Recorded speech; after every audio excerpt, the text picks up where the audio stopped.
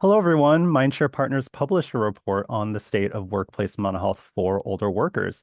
With me now is Dr. Kristin Tugman, here to shed some light as an expert in the field.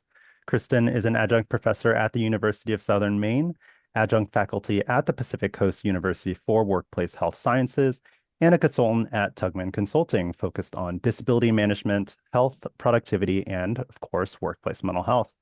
Just a few years ago, Kristen was also the former vice president of holistic wellness, health, and productivity at Prudential Financial. So, just a short list of accolades. So, great to have you with us, Kristen. Yeah, thanks. It's great to be here. All right. So, first, you have a research and academic background in industrial and organizational psychology. So, can you tell us more about what you've seen in your research as it pertains to older workers' mental health and well-being? Sure. Yeah, I mean, so my research actually began back in my days at Unum when we started thinking about how the workforce is rapidly aging and there wouldn't be enough younger workers to come in and replace the older workers. And so we tried to think about, so how do we preserve the productivity of our older workforce while creating a bridge to retirement versus creating a bridge using disability as retirement? So that kind of started. Geez, that was probably Mhm. 15, 20 years ago. We started having this conversation. And it's also interesting, I think, over the years, where you see an intersection between mental health and productive aging. Even internationally, the two topics that we all have in common in the United States and abroad are the older workforce and the mental health crisis. So it's definitely a timely conversation. I've been thinking about productive aging for a long time. And even back in my dissertation days, I actually found something that was really intriguing to me, where I found that older workers tend to modify their tasks in order to remain as productive as they once were as they age. And so for me, that was, hey, once I get through this dissertation, let's capitalize on that and try to understand that in greater detail.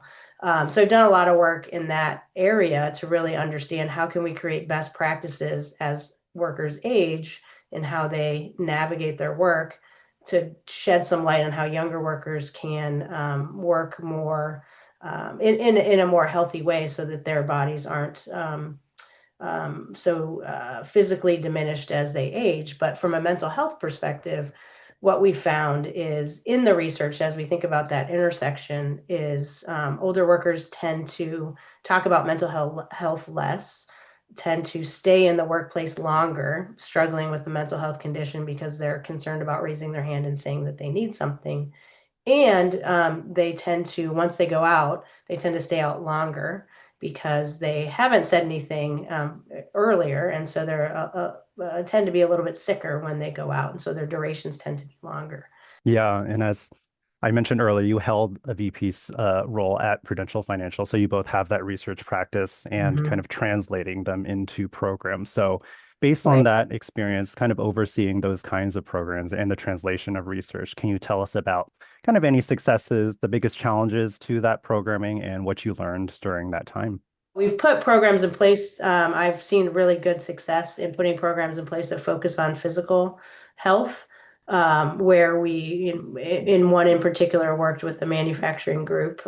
Actually, it was a food manufacturing group, and the idea was to talk with employees at various locations that were all over the age of 50 and talk to them about how they did their work differently than they did maybe 10 or 20 years ago.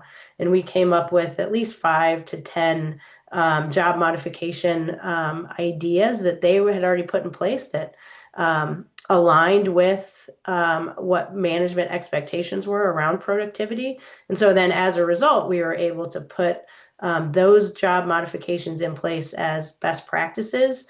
And it was a really easy way to do it. We talked about it in the safety meetings, and just said, hey, these are the best practices with how you'll do your work going forward. And we did see a reduction in short-term disability incidents and long-term disability incidents.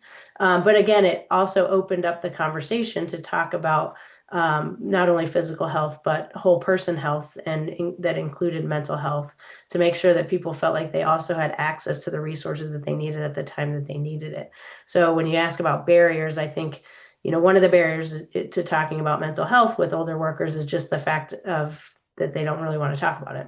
And so the mental health and physical health being intertwined is a really important sort of point to sort of leverage as we build any type of program. But we find that with at least with this generation, the entree really is into the physical health aspect and starting to have that conversation.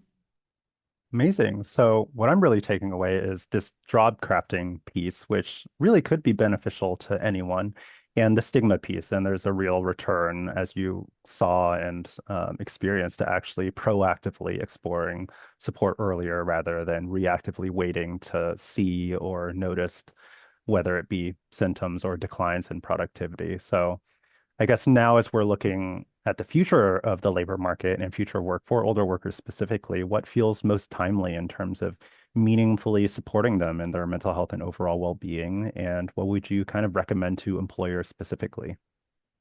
Yeah, I think for employers, it really is about helping people understand that they have a commitment to their overall well-being, including their mental health. I mean, too often, right, we don't equalize physical and mental health.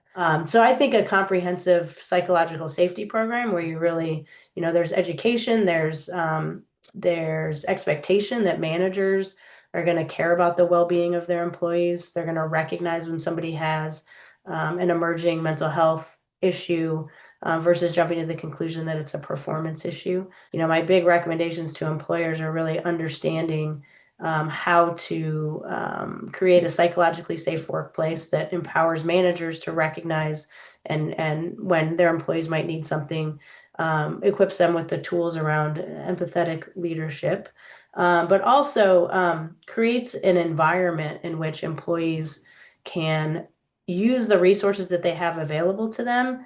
Yeah, I like how practical you frame it up because sometimes mental health is thought of as this soft, idea, but as a manager or org leader, you kind of want to know when someone on your team is facing challenges, whether it's a mental health challenge or a physical health issue, or even just an operational logistics issue from work. So you want to know those things. And so actually proactively solving for it rather than waiting for it to become a bigger problem is kind of practical, and logical. So thank you so much for your insights today, Kristin. We greatly appreciate the time. For our viewers, you can download Mindshare Partners report on older workers' mental health at work using the link in the comments or description section below. Thank you all, and thank you, Kristin. You're welcome. Thanks for having me.